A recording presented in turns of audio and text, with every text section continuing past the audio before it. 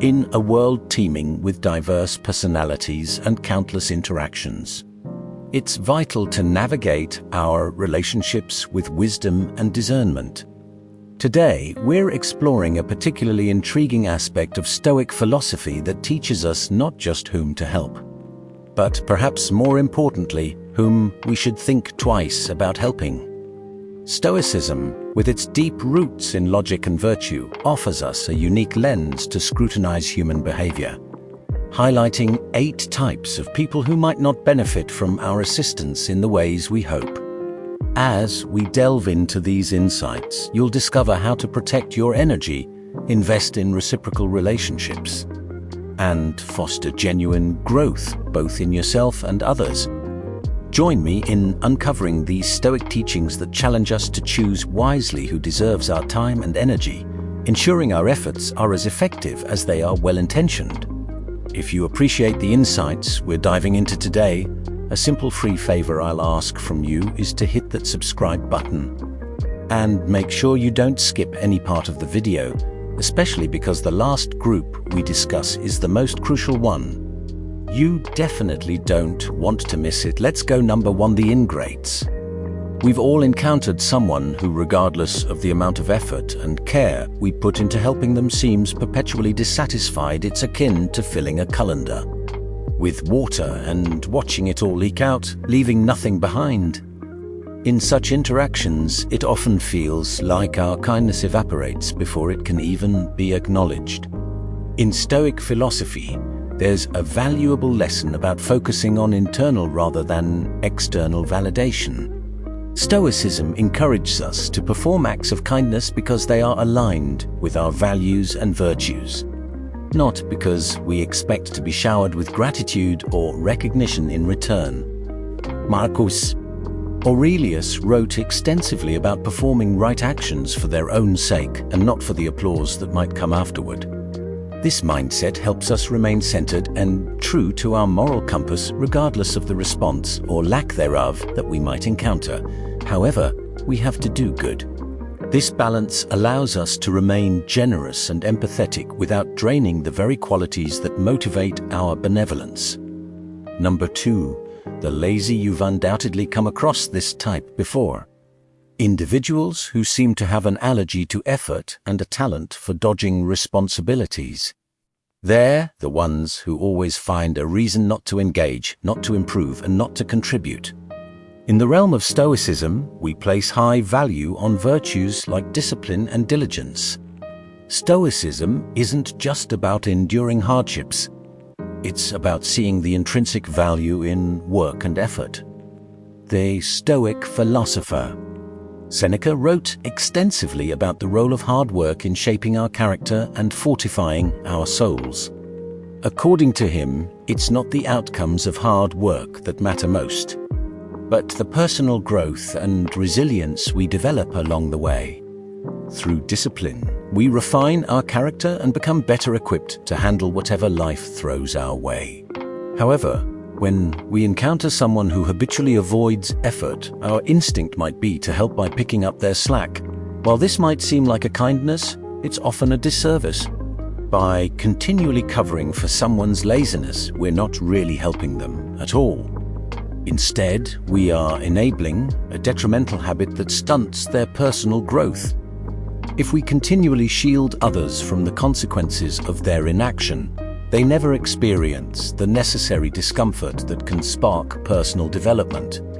From a Stoic perspective, enabling such behavior contradicts the very essence of personal and ethical development. Stoicism teaches that each individual must face their responsibilities and the natural consequences of their actions. This is how we learn, grow, and achieve genuine progress. Enabling someone's laziness not only hampers their growth, but can also breed resentment and imbalance in relationships. When dealing with the lazy, it's important to practice the Stoic principle of wisdom, knowing when our help is truly beneficial and when it is merely an enablement of poor habits. We should encourage self-reliance and accountability, not because we care less, but because we care correctly. By setting clear expectations and allowing natural consequences to teach where our words cannot, we help others discover the value of effort and the personal satisfaction that comes from overcoming laziness. Number 3, the irresponsible. This group is characterized by a seemingly chronic inability to accept responsibility for their actions and the outcomes they cause. We all know someone like this. They drop the ball, miss deadlines, or create chaos, but somehow it's never their fault. The excuses are endless and accountability is nowhere to be found.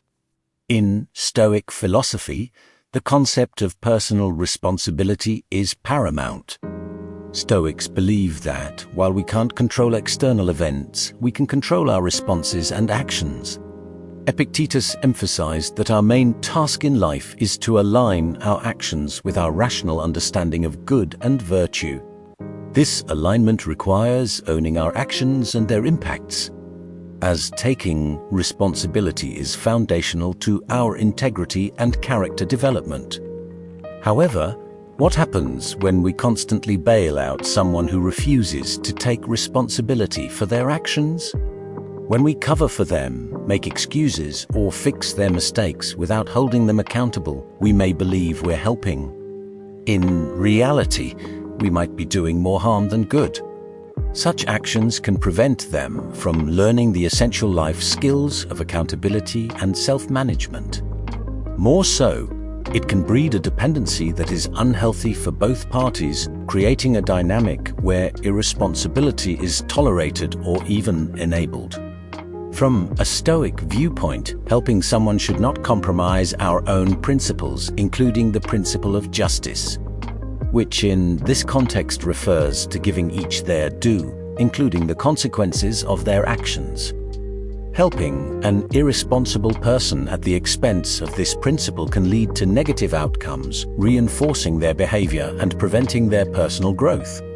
When dealing with the irresponsible in a Stoic manner involves fostering an environment where accountability is encouraged and valued.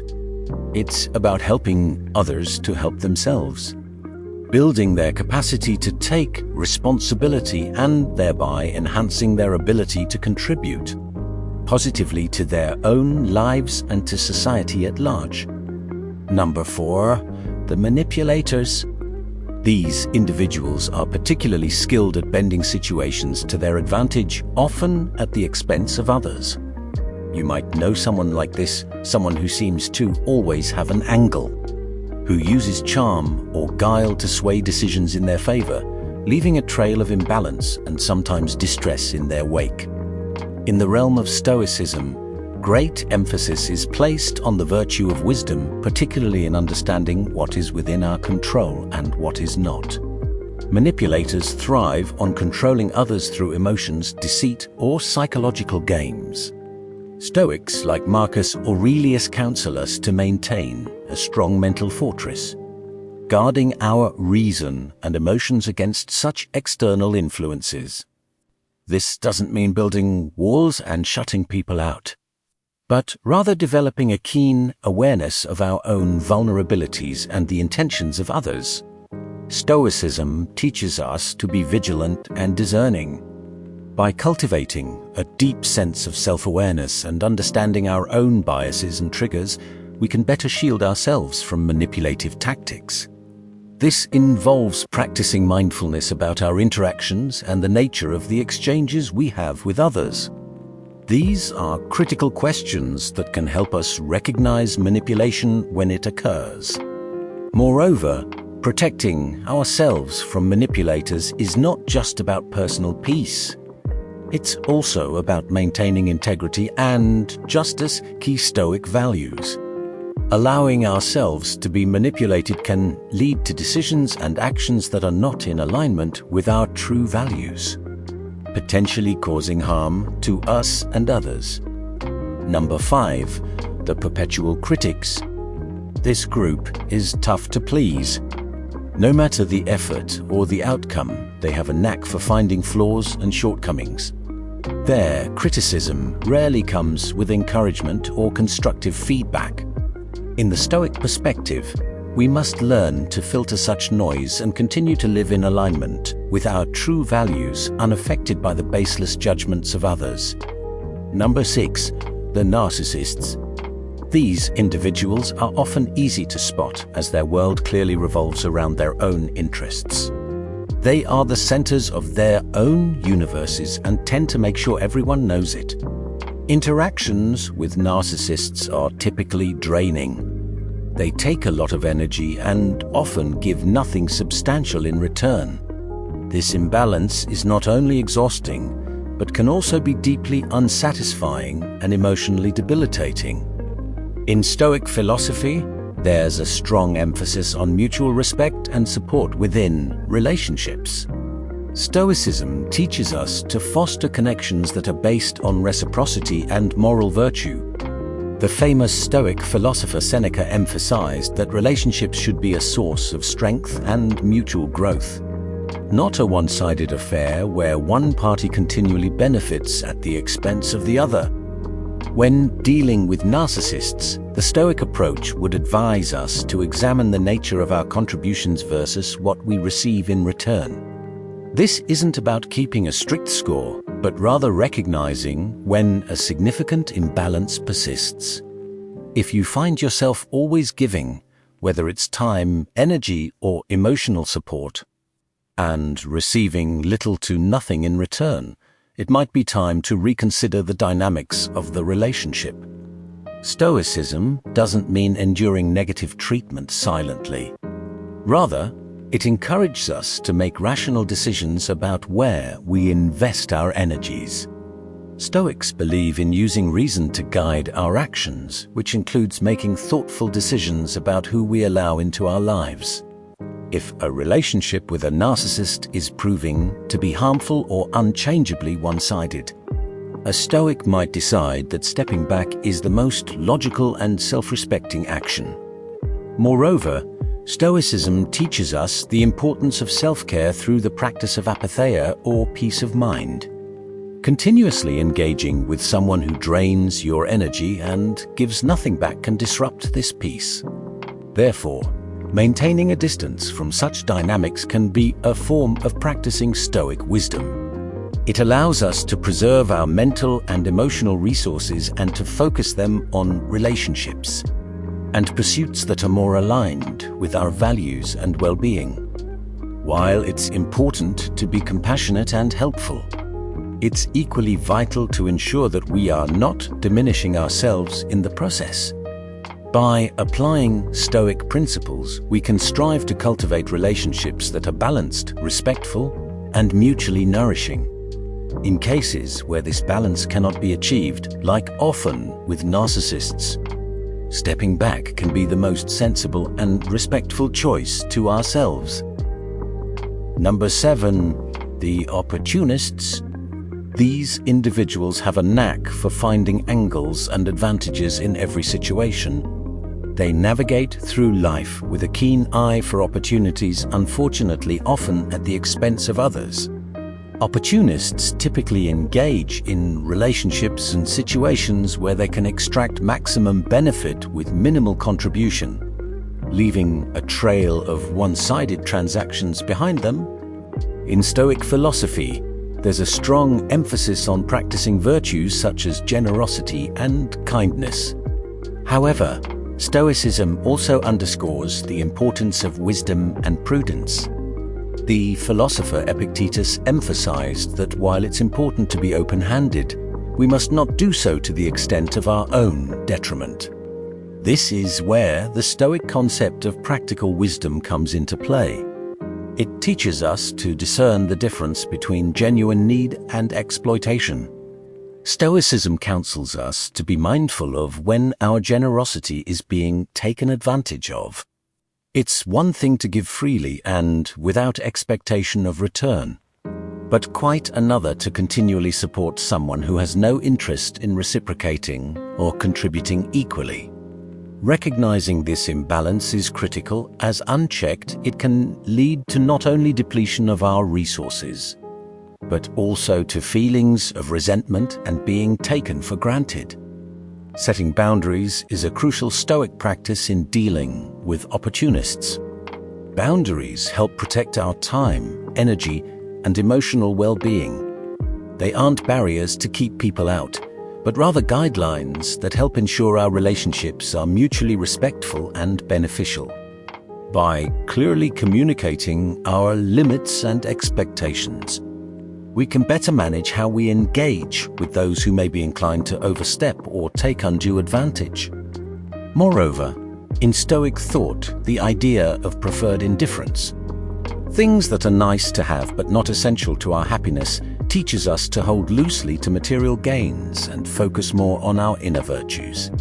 However, this doesn't mean allowing others to exploit those indifferents at will.